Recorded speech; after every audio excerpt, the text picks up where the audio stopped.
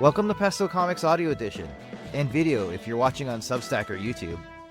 This is the entry for February 12th, 2024.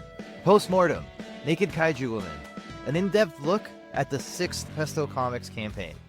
Welcome back. I've been looking forward to doing this Post-Mortem since the first day that Naked Kaiju Woman launched. You'll understand why when we get into the first slide. It was an unreal campaign. It's led to a whole bunch of new relationships and opportunities that haven't been open to me before. I've been relatively successful on Kickstarter before, but this was a whole new level. The most important thing will be to learn the right lessons from this whole exercise, and if I do, I can carry them forward to my other projects. Fortunately, there's a lot of room for reflection and learning, and I think it's going to be a lot for you, dear viewer or listener, to take for your campaigns if you're curious for yourself. Given that this is going to be a really long post, I won't get into all the stuff that's going on, with one big exception. From Parts Unknown number 2 launches next week. The pre-launch page for From Parts Unknown 2 is live and collecting followers.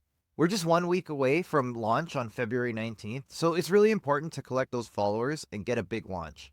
As I mentioned last week, if you're not interested in actually reading a comic about pro wrestling vampires, I totally understand, but giving the campaign a follow does help it in the algorithm and get it out in front of people that might be interested. It won't cost you anything but your time and a click. I truly appreciate if you can do that. Follow From Parts Unknown 2 on Kickstarter. Now, let's get into it. Post-Mortem introduction. For those of you who haven't been here for a Kickstarter Post-Mortem before, it's a review of all the data and numbers that I was able to collect in running the campaign for Naked Kaiju Woman. We'll go through the financials, backer counts, marketing, and a small Q&A at the end to get a general sentiment of how it all went down. Spoilers, the vibes and the numbers were absolutely off the charts this time. A reminder that I did not create the structure for the Post-Mortem myself. I've co-opted this concept from Comics Launch by Tyler James, adding and removing pieces to make it my own. If you're really looking to get the most out of your Kickstarter campaigns, I always recommend checking out Comics Launch for yourself. It's a great program with a great community behind it. And with that, let's start talking some numbers. Funding. Funds raised comparison. A common trend you're going to see with these charts is that the numbers that Naked Kaiju Woman brought in completely breaks the charts. It outperforms so much that it makes every other campaign look flat, even being the second shortest campaign of the bunch. From the first day, Naked Kaiju Woman was already beating the total funding for 3 out of the 5 previous Pesto Comics campaigns. On the second day, it surpassed the best performing Pesto Comics campaign, Big Smoke Pulp. There was nowhere to go but up. What was even more astounding was that the trend continued day after day. It was such a high pace that the funding gap between $5,000 and $10,000 was at a higher pace than my full campaigns for every other project. It just became a snowball rolling in on itself. Total dollars per campaign. The trend is clear on the total dollars per campaign slide. When you just compare the totals, Naked Kaiju Woman absolutely towers over all of them. Crazy Latte Thing Called Love and Big Smoke Pulp were relatively comparable in what they brought in, with the latter just barely setting a new record. Naked Kaiju Woman, by contrast, has more revenue than all of the previous Pesto Comics campaigns combined. Average pledged. That said, Naked Kaiju Woman didn't dominate in every category. Big Smoke Pulp still holds the highest per backer average of all, though Naked Kaiju Woman is no slouch in being second place. For Big Smoke Pulp, the difference was backers pledging for the Kickstarter exclusive hardcover that was printed on a per-order basis. That exclusivity led to a higher per-backer count. Naked Kaiju Woman also had an exclusive element in the Make 100 enamel pins. They're extremely popular, selling out as an add-on, but with such a low price tag, they didn't contribute to raising this average in the same way. So what did? The Pesto Comics backlist. This was one of the most exciting parts of all the new backers. Finding that many were interested in the whole catalog and not just Naked Kaiju Woman alone was a real treat. Popular pledge levels. Even so, the main book for Naked Kaiju Woman was the true star of the show. An interesting trend here is that the most popular pledge levels and the highest funding pledge levels do a reverse of one another. Although a lot of people did go to the backlist and did add backlist titles as add-ons, the main feature was the various covers of Naked Kaiju Woman, the main cover, or the digital copy. Amongst late pledges, the most popular thing was the all-covered bundle, which was even more surprising given they didn't back during the campaign and were willing to pay that extra fee to get this bundle while it was still available. Although I always have back issues available, they're always priced the best during the campaign when they're launched. If you're looking to get all of the variant covers of a specific title, your best bet is to catch it while it's live on Kickstarter. Funding stats. One of the most surreal things was that the average pledge per day remained high from beginning to end, with the exception of one negative day with a couple of cancellations. I could reliably look at my email every hour and see a new backer finding the campaign. For the first time in any Pesto Comics campaign, I wasn't eagerly checking and hoping, and instead enjoying the experience. Overall budget covered by the Kickstarter campaign. If you look at the stats of how much was covered within each campaign, you can see exactly why I felt this way. Naked Kaiju Woman actually covered its own costs from end to end. It allows me to print a whole bunch of extra copies that I can include on future campaigns and bring to shows, hopefully bringing this whole endeavor into a small profit, which will help recover the losses on the previous campaigns. It has been trending upwards, with each campaign funding more than the one before it, but this is the first time that it's carried its own weight without a doubt. The new goal going forward is going to be not just to break even as we did here, but to surpass that marker so I can start funding even more experimental and different work. Cost split. It's always a difficult balance to keep the costs low while still paying the artists that I work with appropriately, making sure that shipping is done in a way that you don't get damaged packages, and to get a little bit of advertising in where I can. Raphael and JP were worth every penny. The comments we received on the campaign weren't just about the concept, but how awesome the art looks. That doesn't happen without getting top-class talent working on your campaign, which I was lucky enough to do here. There's still some opportunity for this pie to change, as printing and shipping are estimates based on previous campaigns. Arguably, shipping can go up while printing can still come down. I'll be working with the printer that I had on from Parts Unknown, and given that I'll be putting in a much larger order with Naked Kaiju Woman, I may be able to bring those costs down per issue. Shipping, with all the turmoil south of the border and these books being shipped and produced in Canada, has some potential to be chaotic. Fingers crossed, it's all just bluster. Now let's talk backers. Backer count comparison. Not unlike the funding totals, the backer count for Naked Kaiju Woman also started with a huge number.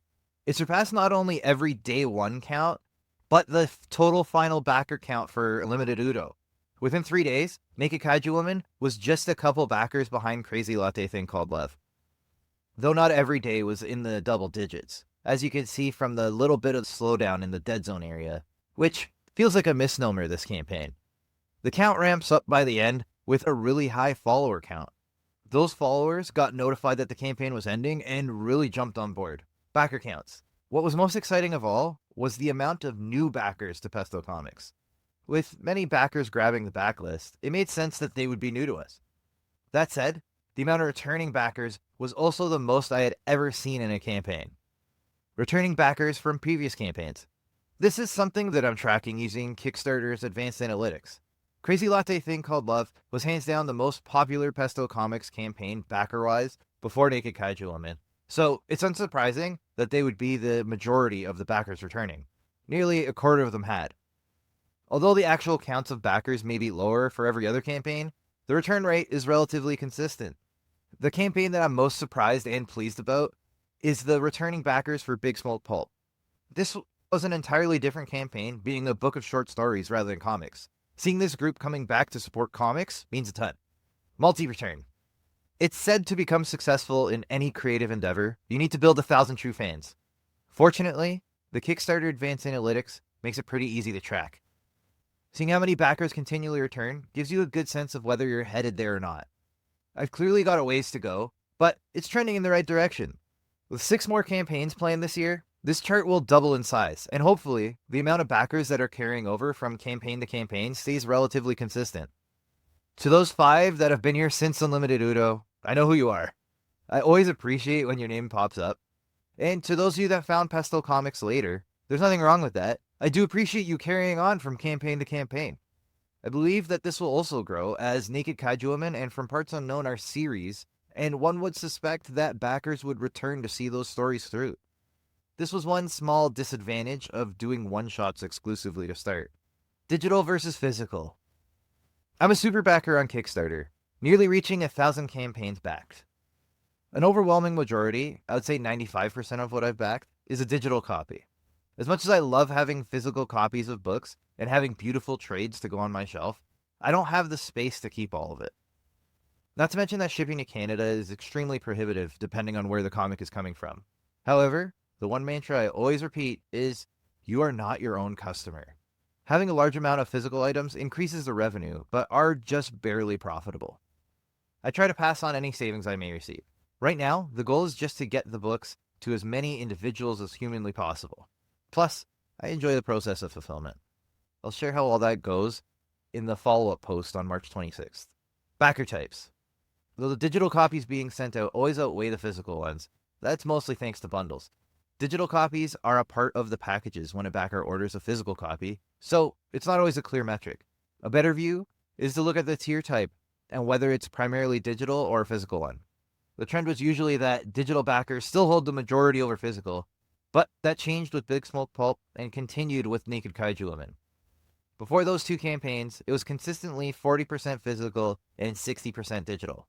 Those numbers have completely flipped, so we'll be sending out a lot more packages this time out. Where are physical backers from? There is one clear outlier, with backers from the United States. That's on trend with every Pesto Comics campaign. Fortunately, we have really good shipping services here in Canada, specifically with getting things over the border to the United States. I'm usually able to ship to the US for less than anywhere else, including on my side of the border in Canada.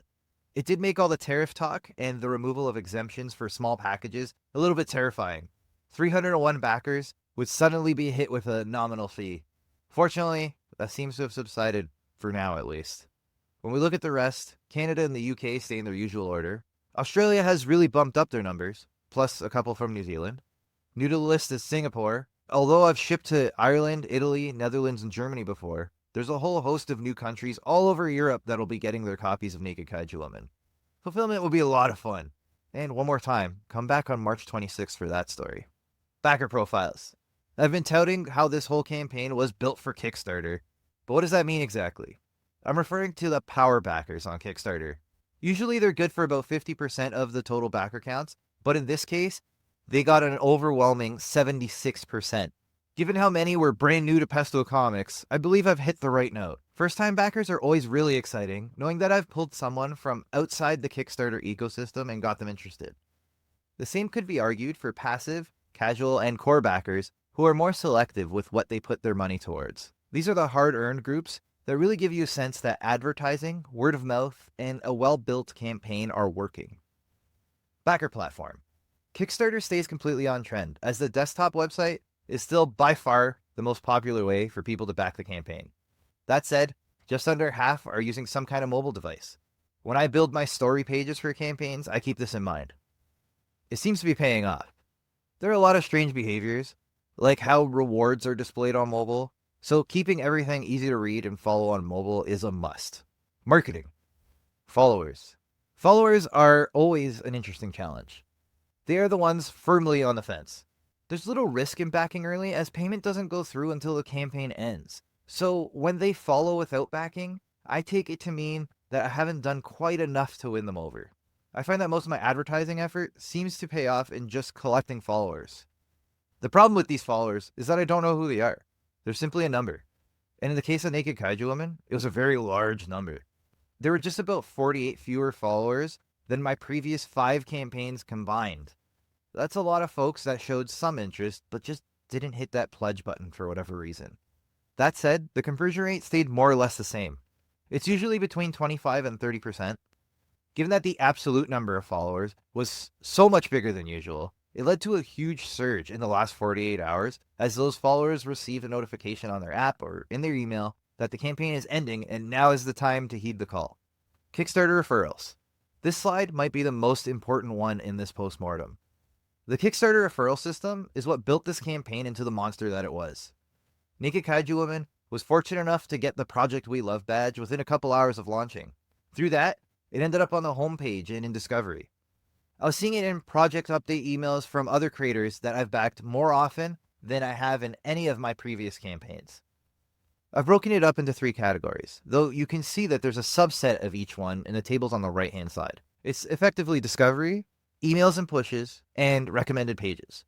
Between those mechanisms, this campaign was a roaring success. Non-Kickstarter referrals. That's not to discount referrals from outside the Kickstarter ecosystem. The direct URL category doesn't really give you a sense of exactly where people are getting your campaign. All you know is that they've punched the URL into their browser, and my guess is folks like Naked Kaiju Woman Colorist, JP Jordan, and other kind people who added it to their newsletters or posted on social media about it bumped this number up.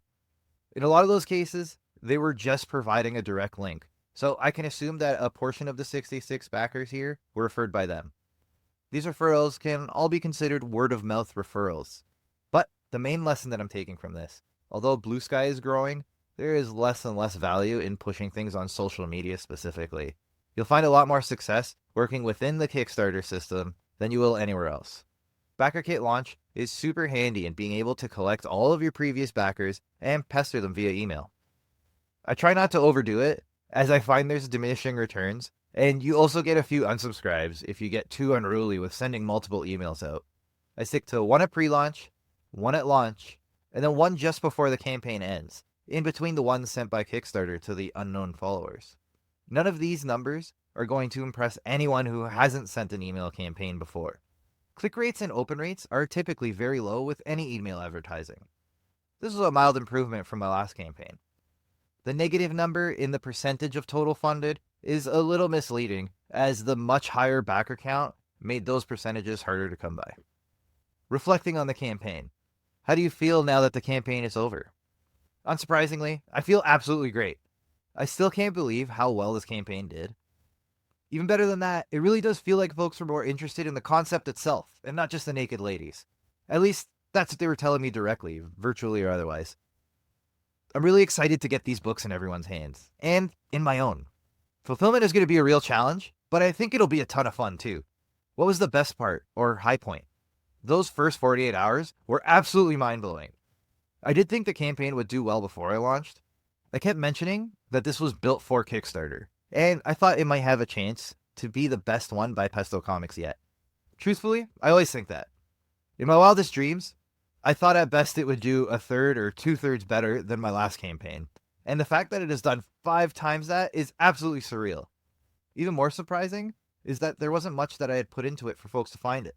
That's not discounting how much everyone else was pushing the campaign on my behalf. It was really humbling seeing folks that thought it was a cool idea and really wanted to get behind it. What was the worst part or low point? There was one day with a couple higher pledge cancellations. Specifically, the highest pledge level, that was $170 Canadian. Even with the backers that were getting single issues or digital copies throughout the day, it led to a negative day. The only one of the whole campaign. Even then, I wasn't sweating it. That usually happens with every campaign. It's rare to see 0 cancellations. It's just part of the game, but this was one of the very few low points to this amazing campaign. It was more than recovered the following day, so it's very hard to get too upset about it. How are you different now that this campaign is over? If you've been following the Substack over the past few months, you know how I've been contemplating what the strategy going forward is going to be.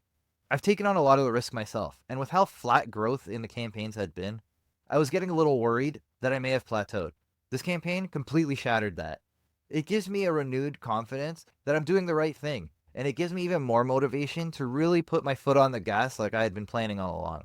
We have so many new campaigns and new projects that are just waiting to be released at this point, and I can't wait to get them out there. It reminds me that setbacks are just that. It doesn't mean that you have to stop entirely. It just means that you have to learn from them and go forward. What surprised you most about this campaign? It's how the campaign was pretty much running itself. Normally, I have a bunch of things on social media really pushing, hey, we need 1 more backer, we need 2 more backers, or I have a bunch of stretch goals planned. I've tried pocket rewards. I've tried everything to try and get the campaign going faster and higher. This needed none of that. It was a self-sufficient campaign that seemed to promote itself. People were finding it all over the place on Kickstarter, and it shows in the new backer count. The fact that there's people from countries all over the world that are seeing this, folks that I would never advertise to, shows the power of the platform. What's your biggest concern now that the campaign is over? The easy answer would be fulfillment. It's more than I have ever done before, but given that this is now my 6th campaign, I'm not worried about it at all.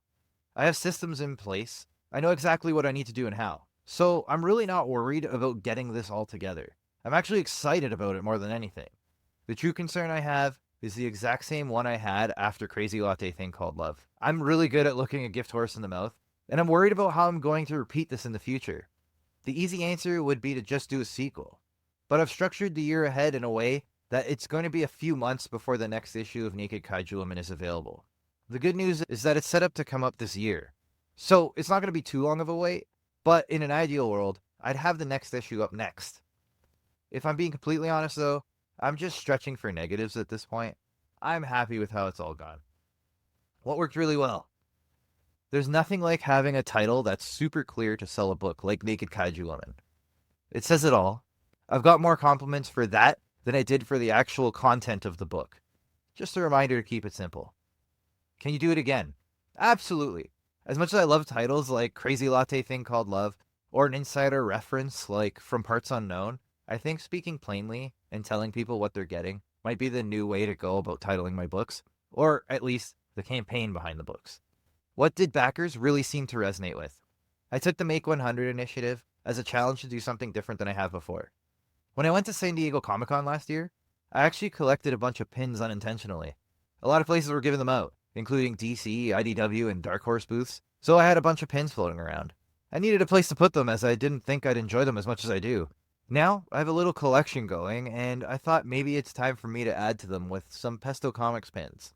They've technically sold out, since they're supposed to be limited to 100 backers, but there was a little bit of a hack as you can get the pin either via the grab bag or by adding it to your package as an add-on, which was also limited to 100, so we sold over 100 total. They were so popular, I'll definitely be doing this going forward from now on. What completely bombed? Not to sound like a jerk about it, but nothing. Everything went so well with this campaign that I can't point to one single thing that underperformed or didn't do as expected. It went extremely, extremely well. What will you never do again? I won't say that I'll never do it again, but one thing I'm definitely going to prioritize a lot less is social media. The return on investment seems to reduce with every campaign that I put out there, especially nowadays where it just feels like I'm talking to the same handful of people over and over. I'd rather take that energy and put it into tools like Substack or just getting more campaigns out into the world. Lessons learned. I mentioned earlier how over the past few months, I've been letting it slip that I was feeling a lot less confident about this whole foray into comics. I know that you have to stick to your guns and you really have to just keep pushing forward regardless of the ups and downs, but when you're in the midst of a down, it's really hard to keep that smile on your face. I'm not naive. I know that a lot of this was timing and luck. Part of it was being on trend. It's not as though everyone is suddenly going to buy everything I put out and I'll be able to quit my day job, but knowing that I can garner the support when I need to keep these projects going means the world. The main lesson I learned is to be where luck can find you. I was fortunate that I did it this time, and truthfully, when I say luck, I mean you. Thank you for your support. Thank you for reading or listening to the newsletters, sharing the social media posts, and backing books when you can. It means a lot, and it keeps me going week after week. I have so much more planned, and I can't wait to share it all with you. If there's anything that I didn't cover that you were hoping that I would, let me know in the comments. And that's it for this week. Thank you very much, and I'll talk to you soon. Coming up on the Substack, next week, February 19th, Round 2 from Parts Unknown, Stepping Back in the Ring with Bruno and Pietro. And February 26th, Fun with Fulfillment, Big Smoke Pulp, Part 2 of the Big Smoke Pulp Post-Mortem. And March 5th, Schedule Congestion, having so much to release and not enough weeks to do it. And upcoming appearances. Nothing's really changed here. I'm hoping to go to TCAF, and I'm hoping to go to Fan Expo Canada. We'll see if those tables land. And in terms of where I'll be attending, there's Toronto Comic-Con, there's the Toronto Indie Authors Conference, and of course, New York Comic-Con. We'll see how all those go. I haven't gotten tickets to New York Comic-Con yet, so that one's still iffy. But the rest, I do have my tickets. I'll be going there. I'll see you there if you're around. And what's happening on the Instant Ink Comic Book Podcast this week? This week, we have the second half of our conversation with PJ Curling. It's a lot of fun. We do learn a lot about him and his motivations and all the things that come with that, so definitely worth checking out. And with that, I just want to thank you. It's been a really long post, so I won't keep you too much longer, but I just want to say, once again, thank you very much for supporting if you have, in whatever way you have, whether you backed it or if you just, provided your support in some form or other. I really do appreciate you. And next week, we start it all over again with From Parts Unknown. So if you haven't checked out that campaign and followed the pre-launch, please do so. And next week, I'm going to sell you all on it once again. So I really do appreciate your time. We'll talk then. Thanks.